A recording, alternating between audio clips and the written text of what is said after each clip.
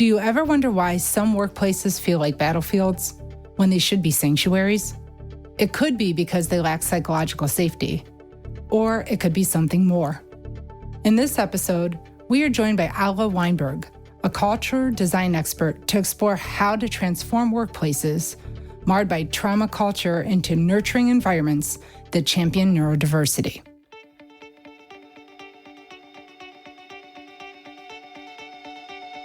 Hi, I'm Dr. Teresa Haskins, and welcome to Think Differently, the podcast that challenges the status quo and explores the power of neurodiversity to create a more inclusive and accessible world. Together, we will talk about everything from the value of different perspectives to the limitless potential of human beings. We'll explore how embracing differences can lead to endless possibilities and how you can maximize strengths to make a positive impact on the world. So sit back, relax, and join me as we get ready to think differently. Hi, everyone. Today we have a remarkable guest with us, someone whose expertise is at the forefront of reshaping workplace cultures and fostering inclusivity. Allow me to introduce Alla Weinberg, author of A Culture of Safety and CEO of Spoken Wheel, a culture design and people development company. We are privileged to have her on the show today to explore the critical intersection of trauma culture in the workplace and how it informs our understanding of neuroinclusion. Alla, I'm just so glad to welcome you to the show. Thank you so much for having me.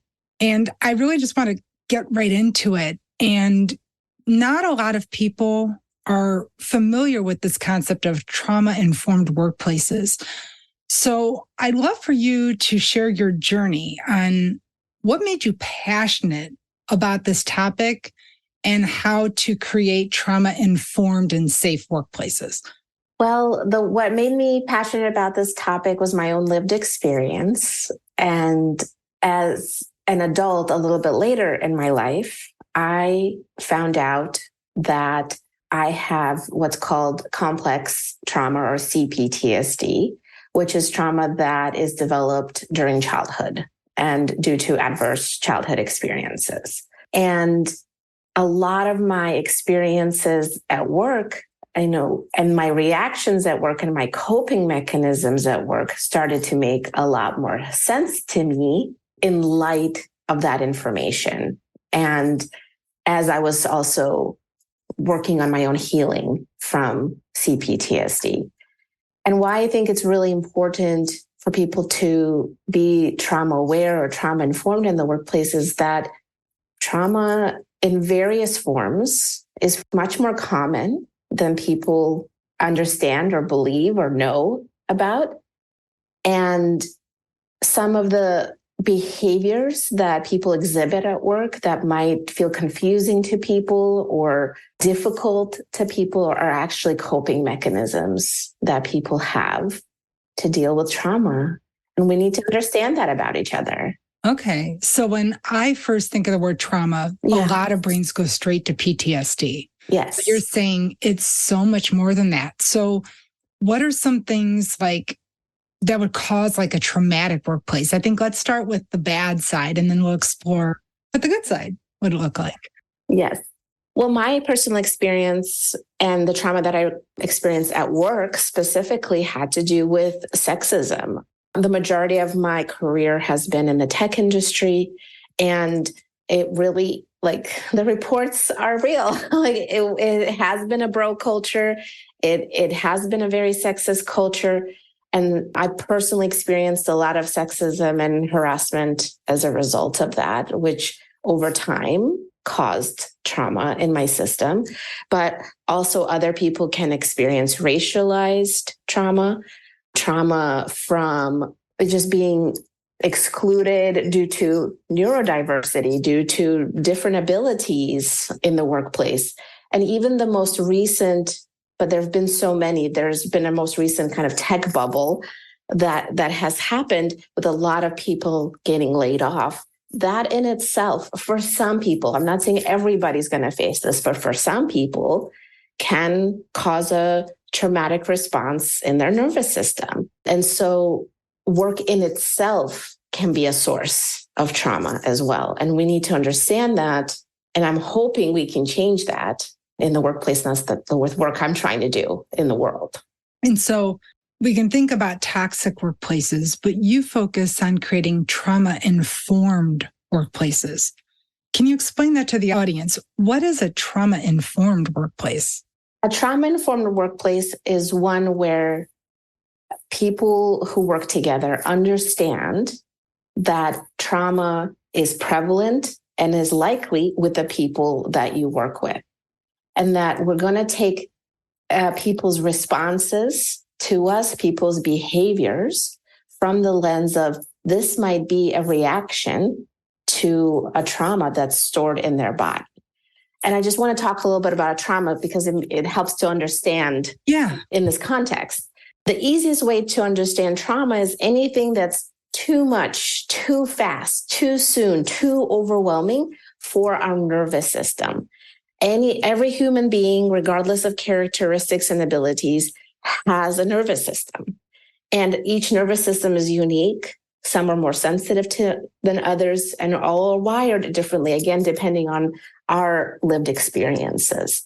And so a trauma-informed workplace assumes that and goes in with the perspective that a lot of people are carrying around trauma in their bodies, in their nervous systems, and that different stimulus, such as sounds, certain words, certain phrases, can create a trauma response, which is a trigger for a person. And the person may or may not be aware of it. I was not aware of it for a very long time in my own journey as an adult working in the world until, I was diagnosed and got help for it. But now I understand, for example, I had a very difficult time receiving negative feedback. I thought it was a personal attack on me. But this was because I grew up in a home where I was very criticized, was highly criticized. To me, my nervous system took that as a trauma. And then I got triggered at work anytime that I faced that kind of conversation. And what's interesting about trauma is to understand the person isn't reacting to the event that is happening right now in this moment. What trauma does is it takes us back to, it might not even be a memory, it just might be a body feeling. It takes us back to something that has happened in the past. It could be in childhood, it could be a couple years ago. The time frame is different for different people. And we're reliving. The trigger is reliving that event. And again, it could just be a felt sense of that event with no specific memory or story attached to it. Okay. And so just understanding that about each other, assuming that people at work have experienced trauma in their life, that changes how we relate to each other at work. So as you were telling your story, I was envisioning a manager that's giving some sort of feedback, but it's constructive criticism, or maybe it's just criticism because there's managers that aren't constructive about their feedback. And not your story, but just as a general story, the manager's giving somebody feedback that they think is pretty practical. Like they're saying, you do this, stop doing that, do it this way. We talk about that with the autism community, right? More direct communication. And then they give direct feedback to person B and they just, they hyperventilate, they cry, and you're like, I don't know what's happening. And so what you're saying as an awareness item is that manager might leave thinking, what did I do? What is wrong with that person? And maybe you couldn't even address it in that moment, but to kind of be aware that you don't have to make a judgment call on that person's capability or abilities, but to make some space and maybe get support to figure out what am I missing here? What is triggering this person? And which should be a productive business conversation. Would you say that that's kind of probably a manager's first opportunity to see that there might be an opportunity where an employee might have some sort of trigger or trauma? Okay. Exactly. And other triggers for people could be, if there's a crunch and there's a lot of time that somebody has to spend, for example, at work for a short period of time, not saying like a chronically long time, that might be triggering for some people. Not being able to get enough rest, they might get more cranky, not be as productive. And so if you're a manager, for example, or even a colleague, and you're working with somebody and are wondering, wow, this person doesn't really seem like themselves. They're behaving in ways that, you could judge are difficult, like you're being a difficult person. The trauma-informed means you're going to give them the benefit of the doubt. You might assume there's something more happening for this individual than just what you can observe from a behavioral standpoint. And so in that instance, this is where I teach organizations and managers and people in organizations to soften, because we have to, the only way for somebody to come out of that is through connection with each other and not punishment. But what has traditionally happened is people get punished for having a trigger and experiencing trauma in their life. So I can think of some like production type managers that are like, we're busy, we move fast. I don't have time for this. And when you think about those that are kind of rigid in their ways, we often lean towards, is that a psychologically safe workplace, or are they leaning towards toxicity? I would love for you to kind of walk us through, how would you know, especially if you're a newer employee with a company, whether or not you're coming into a toxic workplace, or whether this would be a more or trauma-informed workplace that's, I'm guessing, is the basis of psychological safety. But like, are there things that you should be looking for way before an incident occurred to like determine whether this would be a place that would accept my differences? Yeah, I think folks can absolutely pay attention to the interview process, the hiring process itself. That's going to tell you a lot about the culture. How did they structure it? Did they tell you ahead of time what to expect? Are you forced to be sitting in 8 hours of meetings, which some companies do, a full day, which, if you have certain neurodiversity or trauma, is very challenging for those individuals.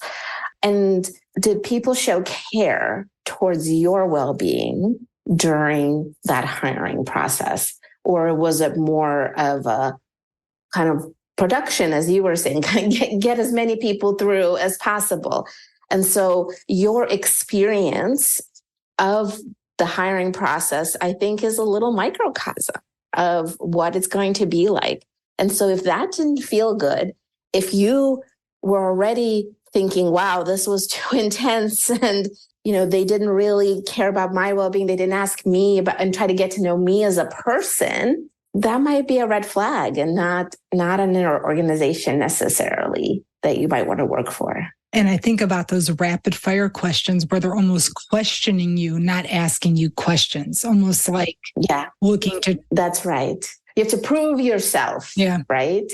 If that's the environment that they set up for hiring, that's going to be the environment that you're going to be walking into. Every day, you're going to have to prove yourself. You have to work harder at a pace and probably not sustainable even for neurotypical human beings. So not probably an environment that you want to voluntarily go into. And I didn't know that, for a long time. And I chose to work in many environments that were very toxic, that were very harmful to me, and oftentimes re-traumatized me. And so, that's why I kind of made it my mission to let me inform other people so that they have awareness and can make hopefully better choices. And then I think about the candidates that maybe they can see the red flags, but like you said, massive layoffs, you're desperate for the job. You're like, yes, I'm going to try to make this work anyway. And then you end up at work. Yeah. Sometimes it's not just management. Can colleagues create this toxicity, and or if there's a toxic manager, can trauma-informed workplaces start from the ground up? Can employees inform change? Absolutely. I mean, peers can create either toxicity or safety for individuals. Again, it's how we relate to each other. Do we feel understanding of other people? Do we give them the benefit of the doubt? Do we check in with them about how they're doing, or and ask each other for help? Or this is what happened to me. I had a colleague at a previous organization that walked around with a notebook and took down all the things they thought that I was doing wrong and made sure to report that to my manager.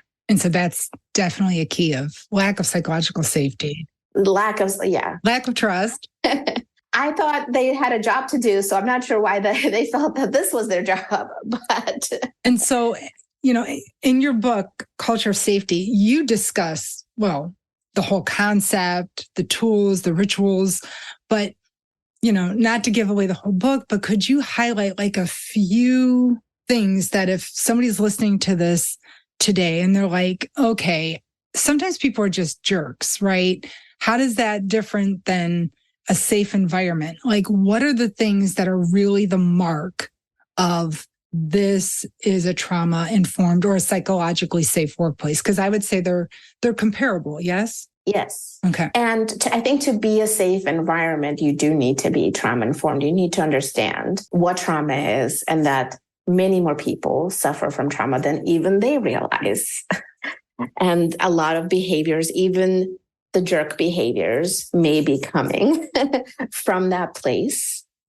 And a trauma-informed or safe, psychologically safe workplace is one where, again, this has to go back to our nervous system, because at the end of the day, we're biological human beings. And I think this is what we forget the most. We talk a lot about psychology, and we like to talk about our thinking and our intelligence and just the heads. Just the heads, and our bodies are the things that move us around from meeting to meeting. But that's not the most important thing, which isn't true. They are the most important thing. We all have nervous systems, and 80% of the information that our brain receives comes from our nervous system. And a lot of that information is when I'm interacting with someone, does my nervous system feel safe with your nervous system? And again, we do that through connection, through communication, through care for each other. It's a softening. It's a realizing this is how we're biologically wired to work together in a much more caring and everyone kind of looking out for each other kind of way. If you think of maybe tribes, nomadic groups, everybody has to play their part and look out for everybody else in order to survive. And that is how we are biologically wired. And yet our workplaces are designed for the carrot and stick model, bonuses and punishments, right? And reward and punishment system. And that is actually one of the most harmful ways for human beings to work together. And yet that's standard for most workplaces and doesn't create safety. So if I'm working with a colleague, I'm working with a manager, I'm working with a cross-functional peer, and I feel like I can't be honest with them, my nervous system feels like, I don't know, I can't trust them, I don't feel terribly safe with them, they might make a list of things they think I'm doing wrong and give it to my manager, or they might throw me under the bus in a meeting, or they might take credit for my work.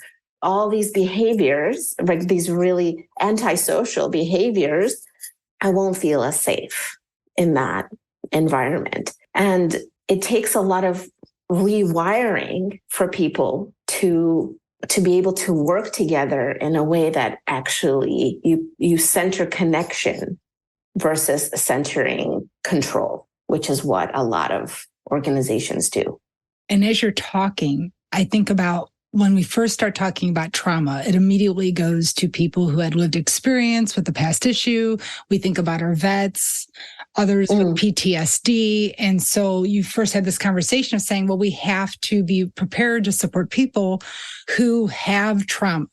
But then as you're talking about the fear in meetings, the flushing of the neck, the adrenaline, I mean, I could just think back to my own past when you just had a bad, toxic manager where, before that meeting, I was comfortable in my role. I had a great job, great clients, great team, but that manager, that weekly one-on-one, the anxiety was through the roof. And it's not necessarily what was said, but how it was said. It was that questioning. I think that might be something for me, like being questioned, not being asked questions. And when I reflect on those engagements all these years later, I realized that they asked those questions because they didn't know it, but they were shifting the accountability on me. So they were a delightful human. But it was the idea that I think our audience needs to know that this isn't just for those that already have issues, but we can cause forms of trauma in otherwise people who hadn't had it if we are in part of this perpetual toxic workplace. And you sometimes don't realize it. And that's chronic trauma. It's just trauma that because you're experiencing this stress over a long period of time, your nervous system eventually just feels overwhelmed. I can't handle this anymore. And I remember there was a workplace where I used to come home every day crying because of my manager. My manager, no matter what I did, it was wrong. It wasn't the way they would do it. But I'm not them. I'm me. There's no way I could read their mind and do it exactly the way that they wanted to do it. And I just remember even after I left that job, I quit that job. I had a very hard time interviewing because I just felt so triggered. I would just remember, that manager. And it was hard for me for a little while to feel safe in that, even in any workplace whatsoever. And I imagine some folks that have recently been laid off probably have some of that fear again. What if I take a job and I'm laid off again and I have to start this process all over again? And it's not to say every nervous system experiences trauma. It doesn't. Everybody's body and nervous system is different and responds differently to different circumstances, but some will. And it could change over time, and it could change by the scenario. It's like the pressure cooker, right? That's right. Or we talk about boiling water, right? When it hardens the egg, softens the potato. We're not all in the same boat, but we're in the same storm, and how we navigate is going to be a little bit different. Yeah. And that sometimes leans leaders and companies, like when I think about disability inclusion, the conversation we're having, neurodiversity, all these things, it tends to lead, like for a leader that isn't as empathetic, right? Hasn't quite made that journey of understanding that there's a social and leadership component to the impacts of individuals at work. They may be hearing this going, well, this all sounds like a personal problem. Right? You've met those leaders. Mm-hmm. It sounds like a personal problem. Yes. I don't know work why. For those leaders. This is like, why are you talking to me? So one of the things that I'd like you to help us unpack is if you're a leader that's like, it's my way or the highway, there's a cost to this, right? Like, why do they really need to care? If they don't care about the individual, is there any other reason they should care? Well, if they care about the work, then they should care, because an individual that is triggered, an individual that doesn't feel safe, is not going to be able to give you the best work. They're not going to be as productive. They're not going to be as creative. They're not going to be as innovative. All the things that leaders want from, let's just say, their workers. And again, this has to do with our biology. When we're in a certain state, such as a survival state where we're feeling triggered, or in a chronic state of stress, that affects our ability to think. Certain parts of our brain, like the prefrontal cortex, they shut down. It's not necessary for survival. Planning, analysis, not necessary for survival. And so those people really won't be able to give you the best work that you're expecting from them. And you're just, as a leader, going to feel very frustrated because you're not going to be able to hit your numbers, get the outcomes that you want, get the results that you want. And you're going to be sitting there wondering, why can't my people deliver? What am I doing wrong? Well, that could be a piece of it. And as you're talking, and I'm thinking about the pressure cooker, and I'm thinking about a lot of the things that are being reported. Like everybody thought that COVID was the height of stress and anxiety, but we're actually seeing it's worse in 2023. Yeah. What do you think's driving that? I mean, has the workplace changed? Is there do you feel it's a stress in terms of concern, or do you think that there's like a return to toxicity, like a return to the old ways? I think the stress is coming from a bit of a collective battle for, okay, well, we are moving on from the old way. There's some progress. There's many changes that we all went through as part of COVID, and we're going to keep going in that direction. To there's other folks that want to be like, okay, well, we're back to normal now, whatever normal is, meaning pre-COVID, and we want to go back to the way it was then. And so there's this tension of people. It doesn't make sense to people anymore to go back to the way it was. There is a new way of working together. And so that kind of that what people are used to now versus what some organizations are trying to go back to is causing resistance. It's causing stress. For example, Apple, continues to push their return to office. They keep setting it, and then they return to office time. They keep pushing it because they are getting all this internal resistance from folks that they don't want to go back to the office. And I think the new wave is flexibility for people to work in the way that makes sense for their life. Everyone has different life circumstances. And what does it matter as long as people are doing their job and doing a good job? Why can't we let them work the way they need to work? And that's also part of trauma, like being trauma informed is allowing people to work at the time, at the pace, at the location that makes sense for them, and when and where they can do their best work. Now, I hear a lot of leaders that they're like, but how do I know? How do I know my people are doing their work? And how am I supposed to, and I think here's the key word, trust them? A lot of people are like, they need to be in the office. I need to know they're working. And with everything Alla's saying and community and connectivity, don't we need to be in person to get that done? We don't need to be in person to get that done. And you hired these people. So you thought that they could do the job. And if they're not delivering on the outcomes that you're wanting, then they're not doing their job. But if they are, then they're doing their job. So the proof is in the pudding. You're getting the work. The work's getting done, or it's not getting done. You don't have to sit there watching people do it to know if it's getting done or not. And that freedom and that choice of when to connect to each other, how to connect with each other, that creates a lot of safety for people instead of being mandated and having choices taken away.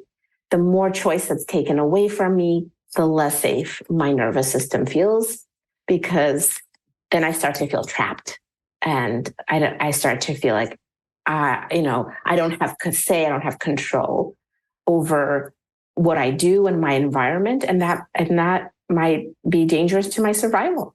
And so I can imagine there's a leader going, well, I think I'm pretty good at this. I'm trying to be flexible. I think my team trusts me. I haven't had anybody cry in a meeting, so I'm doing great. How do I know? How do I know as a leader I'm doing the right things? What do I need to look for? Let's start with that. What do I need to look for? I think everybody has a little bit more confidence in their abilities than we actually usually realize to be true. But say I think I'm doing great. How would I confirm that? How do I know we're psychologically safe and pretty much trauma-informed workplace, even though I don't think anybody in my team has trauma today? You can tell by the types of conversations you are or not having with the people that you work with. Do you talk to people? Do people come to you and tell you about things that they're struggling with? Personal, maybe at home, maybe at work. Do people disclose that to you? If not, they don't feel safe to do that, right? Do people ask you for help? Do people come to you and admit they made a mistake? Do people let you know, hey, I'm actually feeling triggered today, and I need a day off? Do you know when those events are even happening for folks? Do people feel safe to disclose that they may have trauma, PTSD, a neurodiversity, right? A lot of people don't feel comfortable disclosing that to organizations or to managers. How much do you really know about your people and their lived experiences and their backgrounds? Do people talk to you about harassment that they may be facing from peers, from cross-functional partners, from clients? Do you have those conversations? If you're not having any of those conversations, and most of your conversations are just about status of the work, decisions about the work, just doing the work, then you're not in a very highly psychologically safe or trauma-informed environment. Right. So they could have task-based trust, right? Where we depend on each other and we're accountable and we get the work done. And you know that if you need me to help on a project, I'm going to get you the resources. And I think that a lot of Americans, actually based on data, we run towards this task-based trust. But you're talking about heart and relationship-based trust, where like I actually trust to bring my whole self to you. I trust to admit failure. I trust that I can tell you I'm having a hard time at home and you're going to listen to me, at least empathize with me, and maybe even go so far as help me.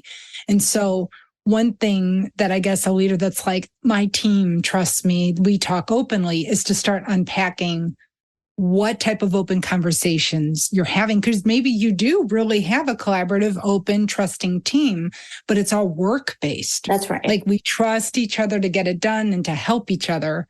But I don't know how many kids you have. I don't know what you did last weekend. And while we don't have to know everything, if no one ever shares with you, they may not feel as safe as you think they do. That's correct.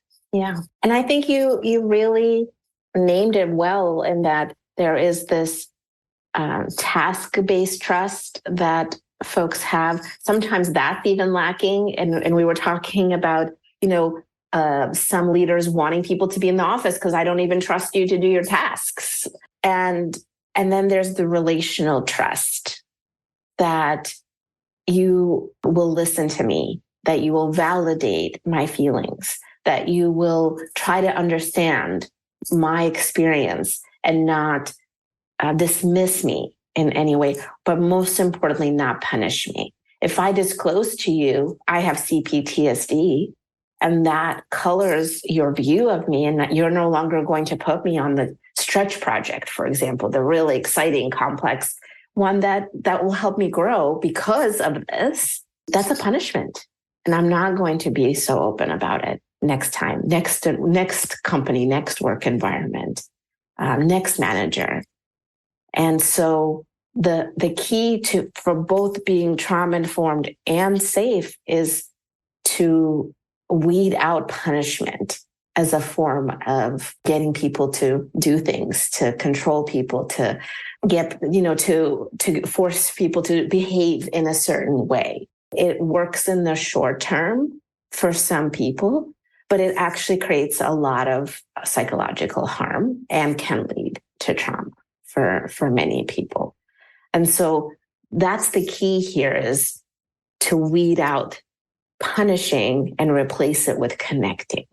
How can I connect with people in order to help them, do a task differently, behave in a different way, collaborate better, regulate, whatever that we might need? Punishment will never get you there. And I think there's I don't think they realize they're punishment-based cultures, but if you're thinking about performance reviews, and if you're thinking about, do you spend more time correcting what people did wrong or aligning? My favorite is when people are aligned to their growth areas, meaning we want to give you this opportunity because you're weak here. That's right. Which is like saying, I'm going to give my podiatrist the brain surgery operation because you're not aligning to their strengths. Like I get there's an opportunity for growth, but I do think there's this deficit view where if somebody is struggling, we almost accentuate the struggle. We're always like, well, they need to work on that. So you give them more work in their area of weakness and the effort to coach and improve them. instead of realigning the strengths. So when I think about this, I think that there's a lot for leaders to unpack, right? It's how you view your team, what type of trust you have, if any, to ask a relationship. How are you measuring worth and value, right? Is it based on, people who can overcome deficits, or are you focusing on accentuating strengths, right? And these all things inform. There's a lot to unpack here. So if a leader could do one or two things today, where do I start? I would ask the leader to think about three things.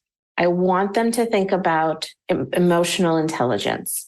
Does the leader themselves know what they're feeling on a day-to-day basis? Start there. Do you share, do you express to the people you work with how you're feeling about things? A lot of leaders are stoic or don't even recognize the emotions that they're experiencing. And then again, to recognize that people have emotion, other people have emotions, and be able to pick up on that. So learning and increasing your own emotional intelligence, absolute key to be trauma informed and to create safety within your work environments. The second is relational intelligence. This is the key to helping anyone that's struggling. Do I know how to connect with other people, not just tell them what to do, not just like task based, but real connection with other people? And do I know how to repair when we disconnect, which is normal and happens for every human being as well? Do I know how to repair that? And most people were, and myself included, we were never taught how to apologize properly, even as children. And I don't hear that enough in the workplace. I don't hear people apologizing for when they've hurt somebody intentionally or not intentionally, right? A lot of times people say, oh, that wasn't my intention. It does not matter. You hurt somebody. And so you need to apologize and you need to reestablish that connection. And the third piece is systems intelligence. So knowing how the practices that you have, the conversations you have, the annual reviews, whether you have them or not, are they creating more safety? Are they creating more connection? Or are they creating harm, disconnection, and more trauma for your people? And so having those three skills, which people can learn, these are skills that are completely learnable, starting with emotional intelligence. Don't go anywhere else before you do that. Will be the most helpful in being able to create an environment where people truly give you the best work, want to be there, and can be creative, can think, and can work together well. And as you unpack those three things, it all, like you said, this is a learnable thing. These are things we can do, and you could take it one step at a time. The other thing I was thinking about as you were talking is that this is not a skill you sit on a shelf. So this team at this time is great, but we need to keep reviewing, keep checking in. New team members can change, right? Change in the company could Absolutely. impact our culture. So just always being aware of the shifts that are not just within the team, but outside of the team. And just be part of that variance, because at any point in time, there could be a trigger, whether you're in control of that or not. And it's just really having that pulse on your team. I had a person recently ask me in a presentation, well, how do I avoid triggering other people? And I think it's because they're caring and they don't want to cause, folks discomfort or alarm. And I said, you can't. That's not possible and you don't want to set up an environment where people are walking around on eggshells, scared to trigger other people. What you want is to be able to, when that happens, to be able to connect with each other and help co-regulate each other and not punish the person for being triggered and be there for each other. So what you want to be able to do is that connection repair piece with them, because we're messy. We're imperfect human beings. We get triggered by just the sound of something or a phrase of something. And that's completely unavoidable in many respects. And the key is to recover, to be able to recover and come back together from that and actually feel stronger in that relational trust after that experience. And so have even closer and better working relationships as a result. Reshape being human. Yes. And be open to learn. That's right. That's what it is. So as we wrap up our session today, because I know there's a lot more to trauma-informed cultures and unpacking toxic workplaces and building psychological safety, is there a message you'd like to leave our listeners with today? I think the message is don't forget the body exists and that a lot of information for you and for others lives in our bodies, not just in our heads.